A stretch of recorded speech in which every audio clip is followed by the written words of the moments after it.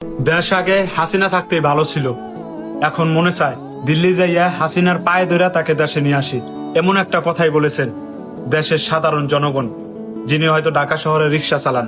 এমন সব কিছু কিছু মানুষ আছে যেগুলা মনে করেন যখন শেখ হাসিনা দেশে ছিল তখন তারা বলছে যে শেখ হাসিনা দেশটাকে একবার লুটা পুটা খেয়ে ফেলতেছে।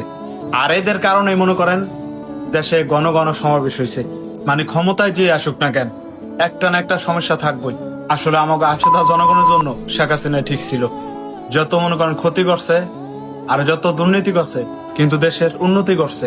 খায় তো সবাই, করে না তো কেউ। কেউ যদি খাইয়াও মনে করেন কিছু করে তাহলেও তো মনে করেন ভালো। এখন শুধু আফসোস ছাড়া আর কিছুই নাই। যে ক্ষমতায় আসুক তার একটা না একটা সমস্যা থাকবেই। আর এর জন্য 2 দিন পর পর মনে করেন সমাবেশ, এইসব মানে দেশটার ভিতরে এখন অশান্তি ছাড়া আর কিছুই নাই। কে থানাবাসী আগে হাসিনা থাকতে ভালো আসলো, ওখানে মনে কয় হাসিনারে যাইয়া দিল্লি যাইয়া পাই দরগানি। আগে গ্যাস আসলো 1400 টাকা, ওখানে গ্যাস 2200 টাকা। আমরা ভাত পাই না, গ্যাস পাই না, তেল পাই না, ওখানে 2200 টাকা গ্যাস। এমন পর্যায়ে যাবে হাসিনারে দিল্লি যাইয়া পাই দরগানা লাগবে।